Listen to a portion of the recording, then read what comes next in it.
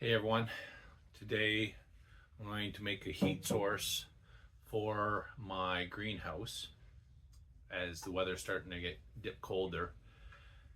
So I'm going to show you how to create a heat source in your greenhouse or your garage or your shed, somewhere where you need a little bit of heat but you don't have any way to, you don't want electricity or whatever, so it's more of a free heat or cheap heat just using like a dryer vent. So let's get started.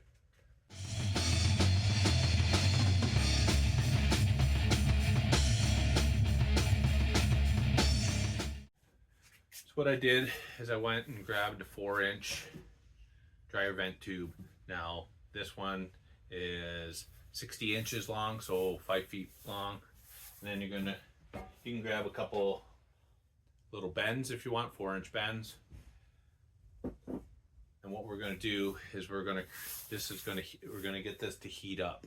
Okay, is you can use a bunch of heat sources, but what I have is these diethylene fuel ones that we use for fondue, and we never have a fondue party, so I have like a dozen of these ones just sitting there doing nothing. So I'm going to use these. If you want to use candles, or you want to use like I said, the Crisco method or the isopropylene fuel alcohol method, any other method that will heat this up, then that's fine. So I'm going to use those because these ones will burn for 6 hours. So I'll try doing it for one night and let's see how it works. You want to kind of create something so this sits over top. So I'm going to see if I have any carriage bolts or something to hold that pipe above the candles, right? So let me go take a look. All right, let me give you an update what I did. So I had a couple hooks here that have some nuts. So I drilled a hole in each side, here and here. I had some chain left over with the little chain hooks. So I used that. I had a little latch here, or whatever you want to call that, so the chain can hook onto it. So I did that at both ends. And as you can tell, it's getting colder in here, so perfect time to test it out. So, and then I adjusted it so it's just a little bit above, it's getting windy out, a little bit above the fuel source. So now I'm going to go and light this, and then we'll see how it works. Now, actually, I got to put the ends on. So I'm going to adjust them so it kind of blows that way. Now heat rises, right? So I want to try to blow it downwards, then let the heat rise, okay? And then we'll test it out. All right, I have them lit. Now it burns clean, so it's hard to tell. So you can see the flame there every once in a while. See? They're all burning. So it's been burning for a couple minutes now. So I'm gonna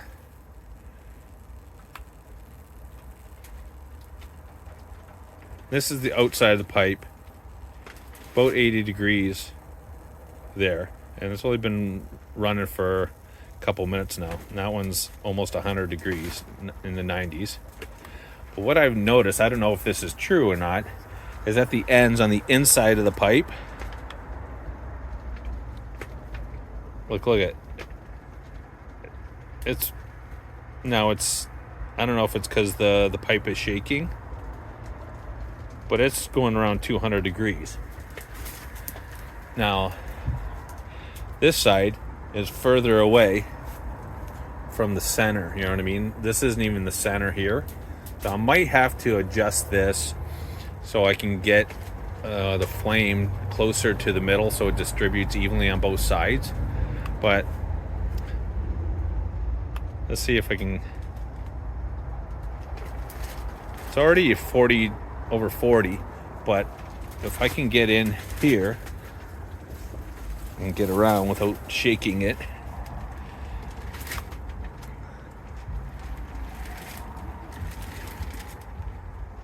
It is shaking a little bit, but yeah, it's warm.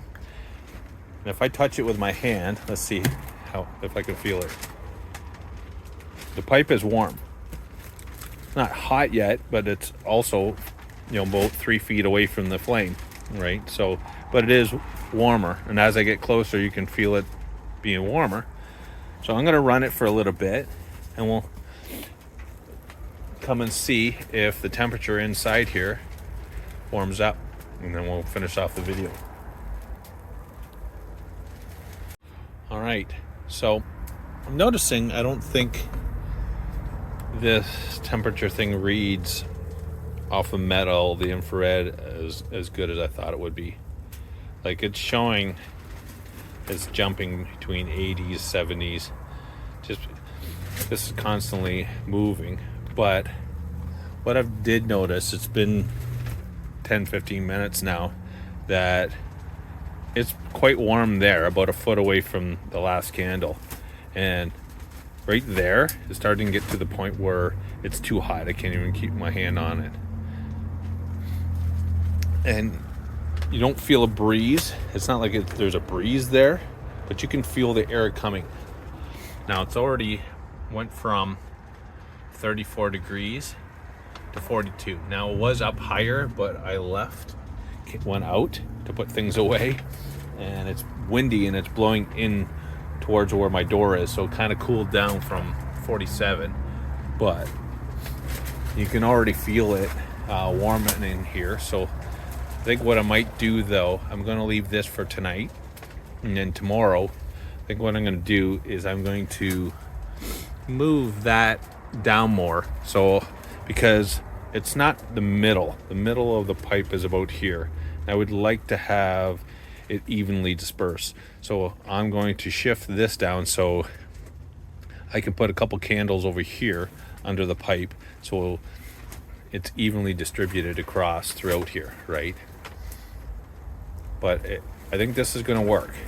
Now these only last 6 hours, so after the 6 hours, I'm gonna probably go with maybe like the Crisco type of burning scenario, where I'll put it in little jars like this as well, so they're not too big, but so what if I have to fill them, I can always raise it up, but I'm not going to heat it during the day.